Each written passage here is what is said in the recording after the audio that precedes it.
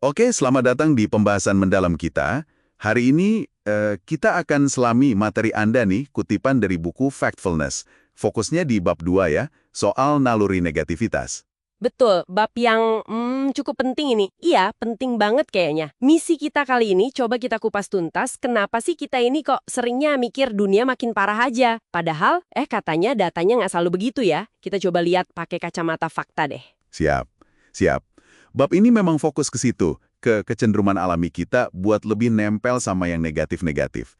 Nanti kita lihat data yang disajikan di sini yang seringkali beda banget sama persepsi umum. Oke, langsung aja deh. Wawasan pertama nih dari bab ini, yang menurut saya lumayan menohok ya, soal persepsi kita tentang kemiskinan global. Oh iya, yang itu ya. Betul.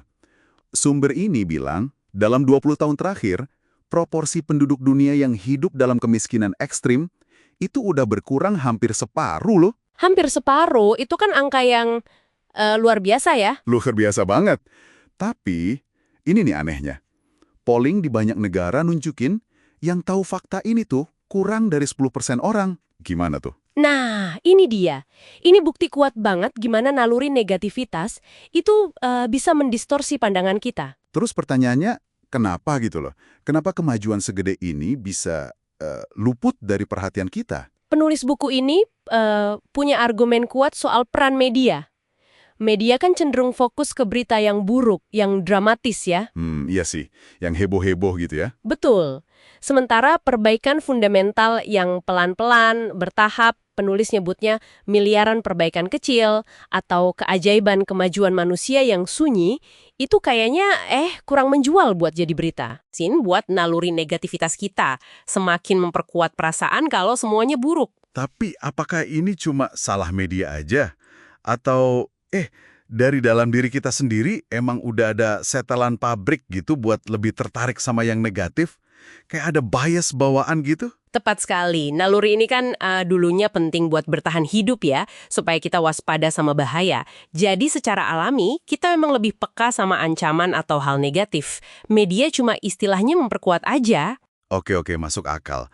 Contoh lain nih, kemajuan yang sering nggak kerasa. Angka harapan hidup global. Sekarang rata-rata 70 tahun. Coba bandingin sama tahun 1800-an, cuma sekitar 30 tahun. Wah, jauh banget ya peningkatannya. Jauh banget. Buku ini malah kasih perbandingan menarik.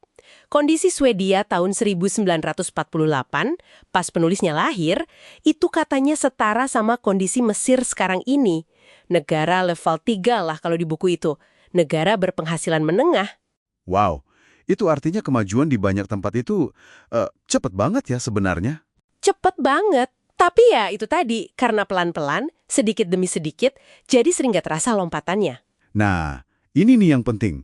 Mengakui kemajuan ini bukan berarti kita jadi tutup mata sama masalah yang masih banyak banget kan? Oh, sama sekali bukan. Penulisnya juga nekenin banget itu. Kita harus tetap prihatin, harus tetap peduli sama masalah nyata, kayak kemiskinan, penyakit, ketidakadilan, dan lain-lain. Jadi kuncinya di mana dong? Kuncinya adalah membedakan antara merasa dunia ini buruk karena ya memang masalah masih ada, dengan berpikir berdasarkan data yang nunjukin ada perbaikan signifikan juga. Jangan sampai perasaan negatif itu menutupi fakta adanya kemajuan. Oke, jadi bedain antara feeling sama thinking berdasarkan data ya. Betul, makanya di teks ini diusulkan sikap yang disebut possibilist. Bukan optimis buta, bukan juga pesimis tanpa alasan, tapi orang yang realistis, lihat data, merayakan kemajuan yang ada, sambil terus berjuang buat perbaikan lebih lanjut, melawan pandangan dunia yang terlalu dramatis itu. Possibilist. Saya suka istilahnya. Realistis berbasis fakta ya. Nah kalau gitu, bahaya terbesar dari naluri negativitas ini, menurut bab 2 ini apa dong? Kalau kita sampai kehilangan harapan gitu, merasa kayak percuma aja semua usaha. Persis. Itu bahaya utamanya. Kalau kita cuma fokus sama yang jelek-jelek aja, terus nggak lihat data kemajuan, motivasi buat berbuat sesuatu yang konstruktif itu bisa hilang, bisa terkikis. Jadi mikirnya, dunia ini emang udah rusak, mau diapain lagi gitu ya? Iya, padahal datanya nunjukin banyak hal tuh membaik loh. Meskipun ya, tantangan baru juga pasti muncul. Selalu ada dinamika. Oke. Terus Gimana caranya biar kita bisa lebih ngendaliin naluri ini? Ada tipsnya nggak di bab 2 itu? Ada beberapa tips praktis yang ditawarin penulisnya. Pertama, sadari aja kalau berita buruk itu punya jalur tol buat sampai ke kita. Lebih gampang nyampe daripada berita baik. Oke. Jadi kita harus lebih aktif nyari berita baik atau sudut pandang lain gitu ya? Bisa jadi. Kedua, ingat kalau situasi itu bisa buruk dan membaik secara bersamaan. Ini penting banget. Dunia itu nggak hitam putih. Bisa aja ada masalah serius di satu sisi, tapi di sisi lain ada kemajuan luar biasa. Oke, jadi nggak harus milih salah satu ya. Bisa buruk sekaligus membaik. Betul. Ketiga, waspada sama kecenderungan kita buat mengagung-agungkan masa lalu. Penulisnya bilang, beware of rosy pasts. Oh iya, sering dengar tuh. Zaman dulu lebih enak. Padahal mungkin lupa aja sama susahnya zaman dulu ya. Nah, itu dia. Ingatan kita kan selektif. Kita cenderung lupa hal-hal buruk di masa lalu dan cuma ingat yang indah-indahnya aja. Makanya penting buat cek data juga soal masa lalu. Oke, jadi kesimpulannya nih gimana? Dunia ini rumit ya, banyak tantangan nyata, nggak bisa dipungkiri.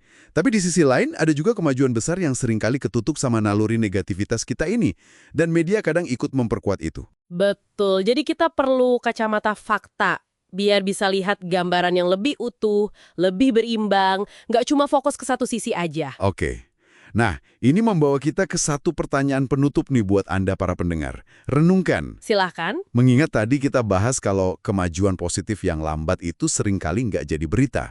Kira-kira perbaikan signifikan global apalagi ya yang mungkin sedang terjadi saat ini juga, tapi luput dari perhatian Anda hanya karena ceritanya nggak cukup dramatis buat jadi berita utama. Coba dipikirkan.